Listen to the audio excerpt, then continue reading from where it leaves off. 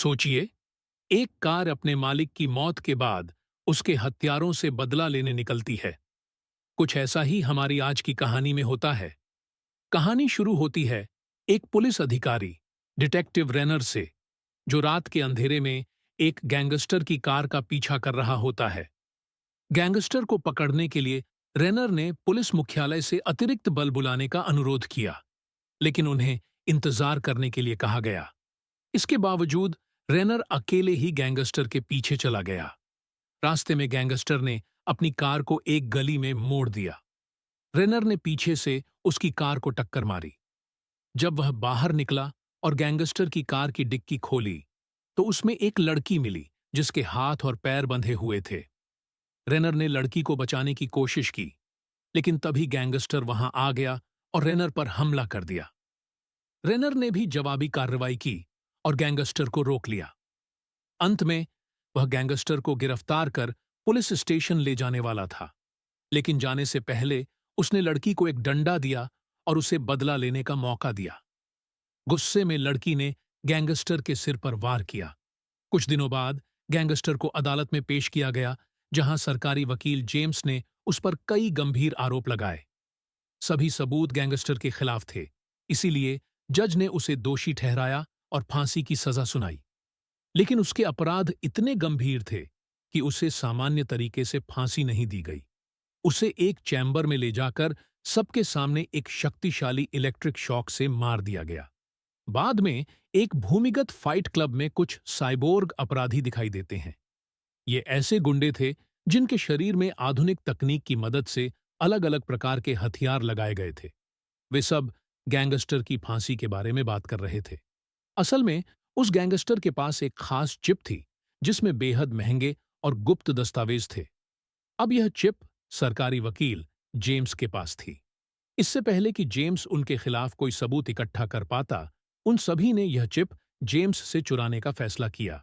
दूसरी ओर जेम्स ने केस जीत लिया था और इसी खुशी में उसने एक चमचमाती नई कार खरीदी। फिर उसने अपनी पूर्व प्रेमिका डारिया को डिनर के लिए बुलाया।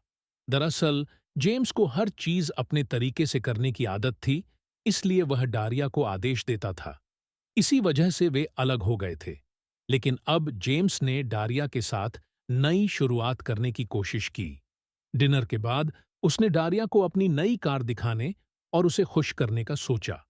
वह उसे अपने साथ ड्राइव पर ले जाना चाहता था, लेकिन डारिया ने कहा कि वह घर जाना चाहती है। अब जेम्स गुस्से में घर चला गया, लेकिन जाने से पहले उसने डारिया को धमकी दी कि वह उसे वापस पाने के लिए किसी भी हद तक जा सकता है। यह सुनकर डारिया को एहसास हुआ कि जेम्स अभी भी वैसा ही है और वह गुस्से में घर से निकल गई। यहां जेम्स अपने ऑफिस जा रहा था, तभी उसे अपनी असिस्टेंट याशा का फोन आया। उसने कहा कि उसे गैंगस्टर की चिप में छिपी फाइल्स को निकालने का तरीका मिल गया है। अब जेम्स ने चिप को अपनी कार के एक गुप्त बॉक्स में छिपाया और तुरंत अपने ऑफिस पहुंचा। याशा ने उसे बताया कि चिप को हैक करने के लिए गैर कानूनी तरीकों को अपनाना पड़ेगा। असिस्टेंट ने यह भी सलाह दी कि उसे चिप की जानकारी हटाने के लिए अदालत से आदेश लेना चाहिए।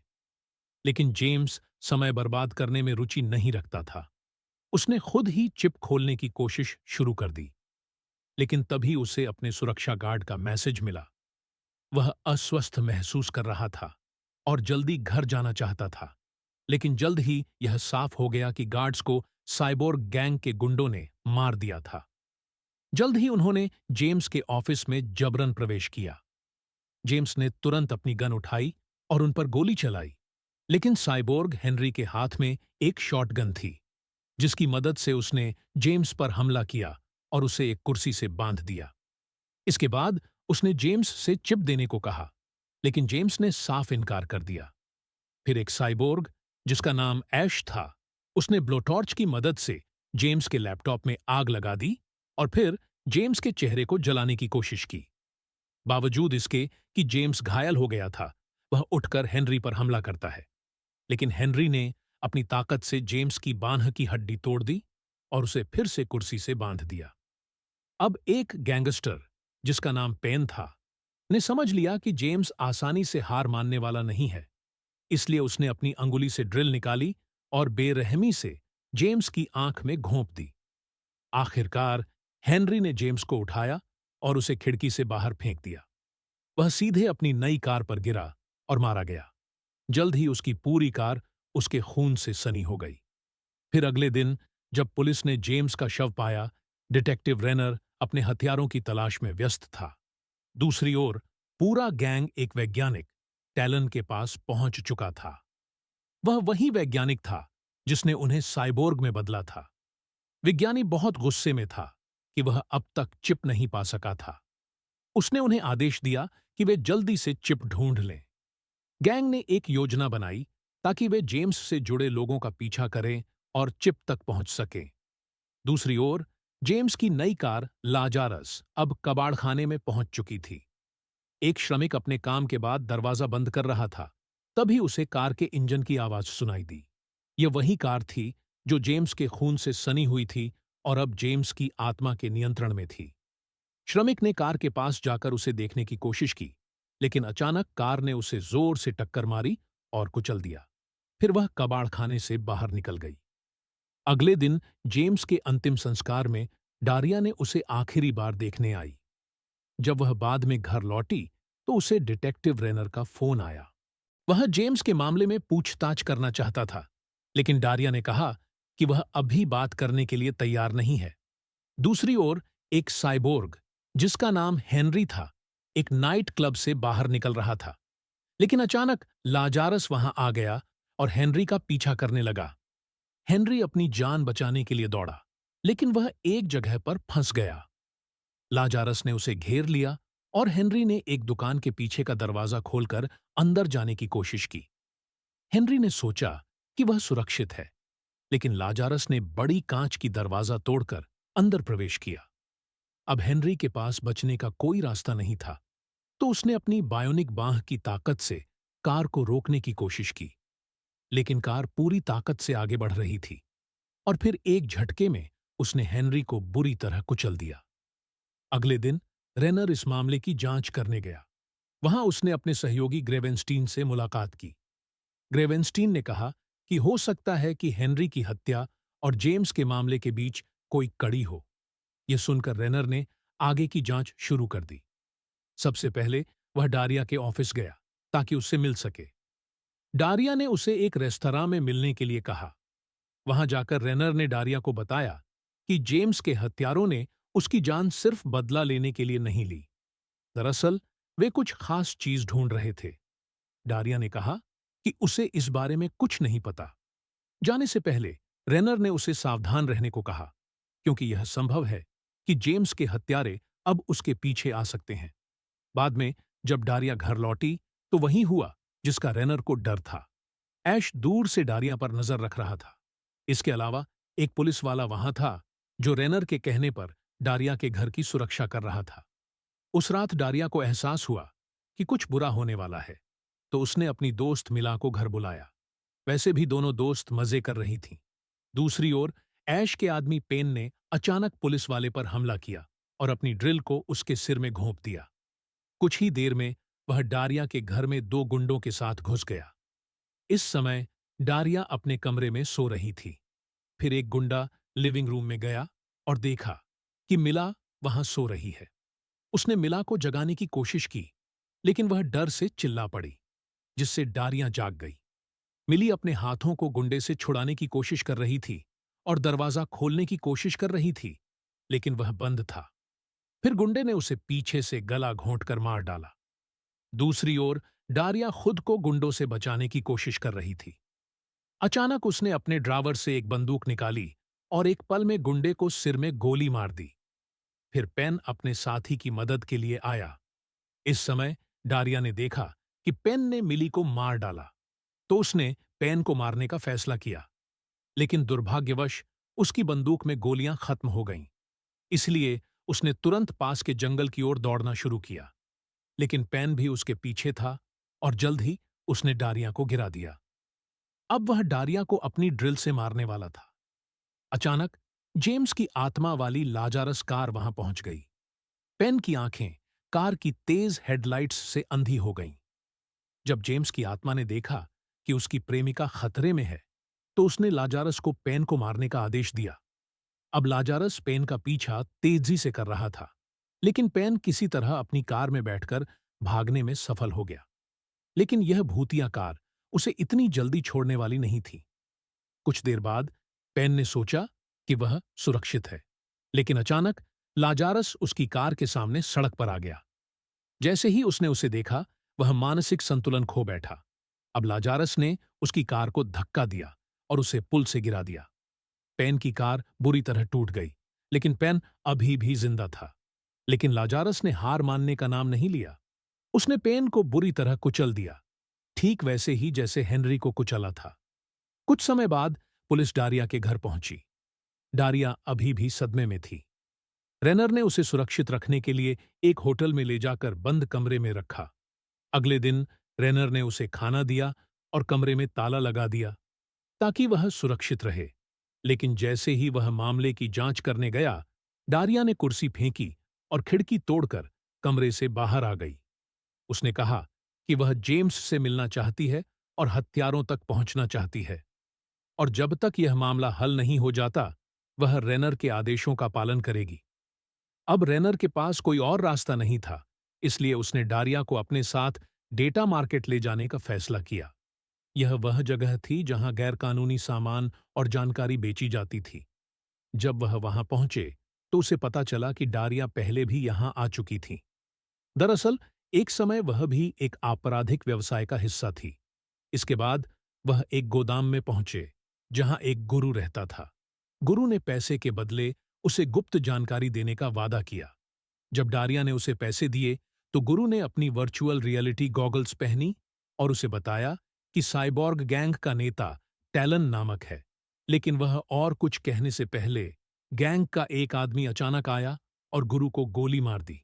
फिर रेनर ने अपनी पिस्टल से उस गुंडे को मार डाला, लेकिन कुछ ही क्षणों में ऐश और उसके गुंडों ने उन्हें चारों ओर से घेर लिया।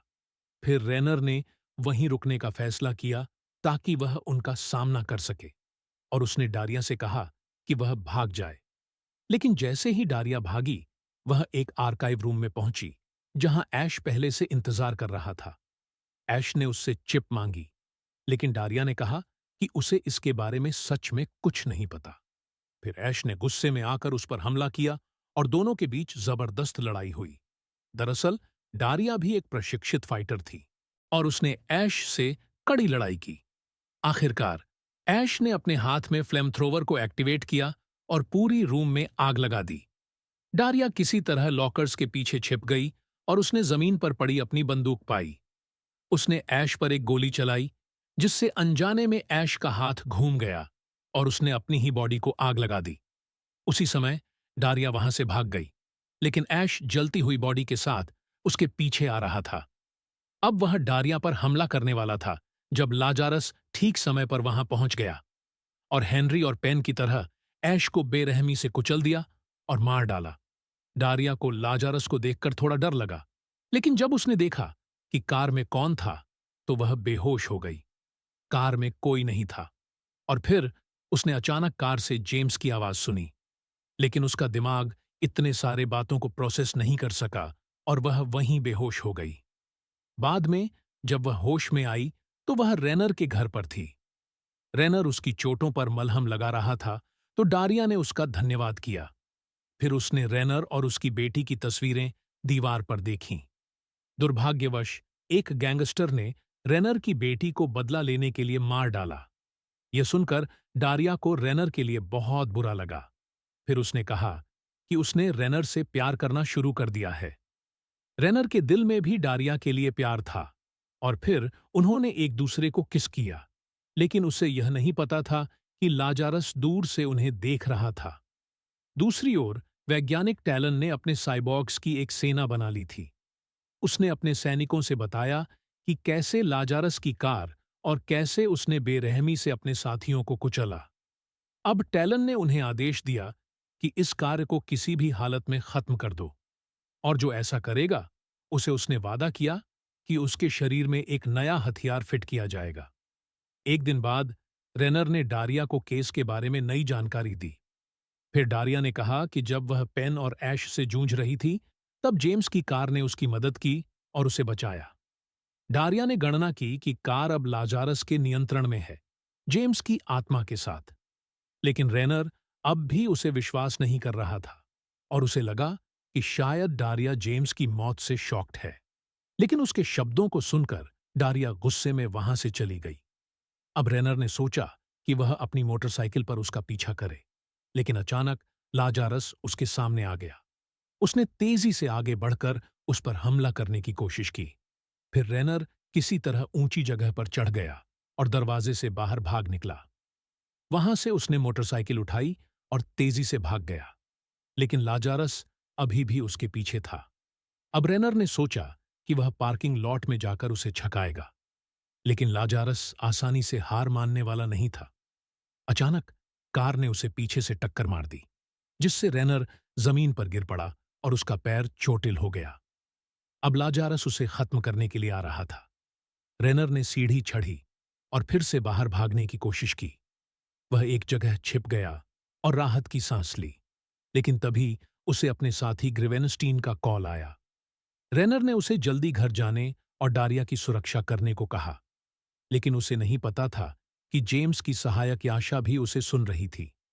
फिर यह सामने आता है कि याशा असल में टैलन के लिए काम करती थी और उसने जेम्स की हत्या में उसकी मदद की थी। अब याशा ने अपने गुंडों को ग्रिवेनस्टीन के रूप में बदलकर रेनर के घर भेजा ताकि वे डारिया को पकड़कर ले आएं। उन्हें लगा कि डारिया के पास चिप का स्थान है। कुछ ही समय में डारिया को लगा कि वे गुंडे पुलिस हैं और वह उनकी निगरानी में आ गई। फिर वे डारिया को कार में बैठा कर ले गए। तभी साइबोर्गों की सेना ने उन्हें रास्ते में देखा और उनका पीछा करना शुरू किया। लेकिन इसी समय लाजारस सड़क के बीच में आकर उन्हें भटका देता है। लाजारस की चालाकी के कारण साइबोर्ग की कारें आपस में टकराने लगीं, लेकिन कुछ कारें फिर भी डारिया के पीछे पहुंच गईं। गुंडे डारिया को वैज्ञानिक टैलन के पास ले जाने वाले थे, लेकिन जैसे ही डारिया को एहसास हुआ कि वे असली नहीं हैं, उसने अपनी बंदूक उन्हें सौंप दी।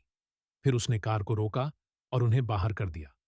और फिर उसने लाजारस को देखा, जो पूरी गति से आया और गुंडों को सीधे ऊपर भेज दिया। लेकिन अब साइबोर्ग की सेना उन्हें चारों ओर से घेर चुकी थी। फिर लाजारस आगे बढ़ा और अचानक सभी कारों के सामने गिर गया और सीधे डारिया के पीछे चला गया। दूसरी ओर डारिया गुंडों की कार में भाग रही थी जब उसे टैलन का कॉल आया। टैलन ने उसे एक ऑफर दिया और कहा कि अगर वह लाजारस की कार उसे सौंप दे तो वह उसे जिंदा छोड़ देगा। डारिया ने उसका ऑफर स्वीकार किया और लाजारस को एक सुनसान बिल्डिंग में उसके पीछे ले आई। जब वह वहां पहुंचा तो लाजारस ने देखा कि गुंडे डारिया के सिर पर बंदूक ताने हुए थे।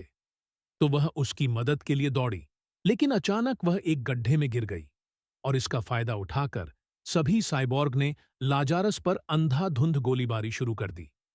फिर एक साइबोर्ग ने कार के अंदर देखा और पाया कि इसमें कोई ड्राइवर नहीं था। आखिरकार जब उसने कार की खोज की तो उसने वह गुप्त चिप पा ली। चिप मिलने के बाद उसने अपने आदमी को आदेश दिया कि कार को हजारों टुकड़ों में काट डाले। फिर उसने डारिया से मिलकर कहा कि उसका काम खत्म हो चुका है, अब उसे जाने दो। लेकिन गुंडे ने कहा कि वह कोई गवाह जिंदा नहीं छोड़ सकता। डारिया ने उसकी पकड़ से बचने की कोशिश की, लेकिन गुंडे ने चाकू उसकी गर्दन पर रख दिया और उसे अंधेरे कमरे में बंद कर दिया। वहीं दूसरी ओर साइबोर्ग की सेना ने लाजारस को नष्ट कर दिया और उसे एक कचरे के डिब्बे में फेंक दिया। कुछ समय बाद एक बूढ़ा मैकेनिक वहां आया और उसने कार की हालत देखी। उसने खुद कार को ठीक करने का फैसला किया। उसने किसी दूसरी कार के हिस्से निकाले और उन्हें लाजारस में फिट करना शुरू कर दिया। और जिन कार के हिस्सों को उसने निकाला, वे भी अपने समय में एक आत्मा के नियंत्रण में थे। खैर, रेनर को पता चला कि याशा वैज्ञानिक टैलन के साथ मिली हुई थी।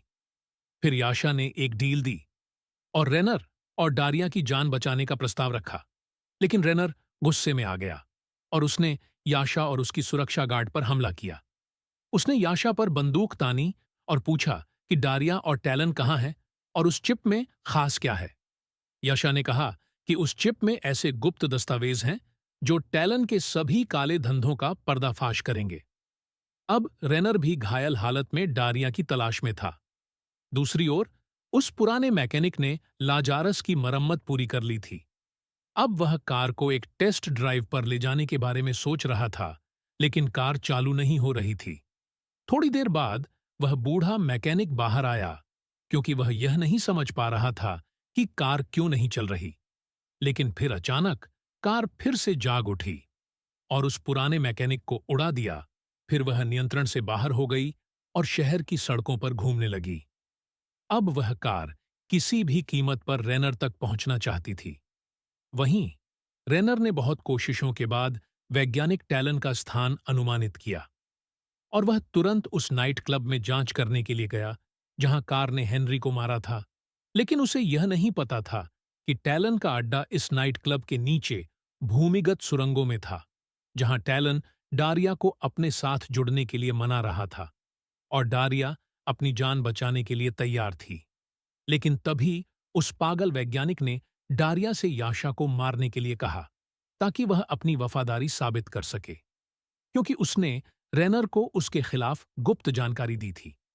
याशा अपनी जान की भीख मांगने लगी, लेकिन डारिया को कोई फर्क नहीं पड़ा। उसने याशा पर शराब डालनी शुरू कर दी और हंसी में उसे पिया।